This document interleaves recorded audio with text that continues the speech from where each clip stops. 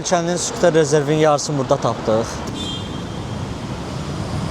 Bizdə yox deyə təşkil. Dəhşət hocam.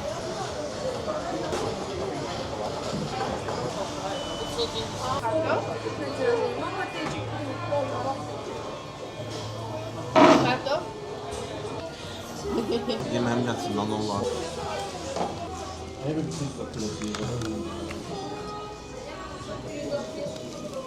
Azda qaldı. Kim halal eləməmişsə halal eləsin. Mən doymadım ya.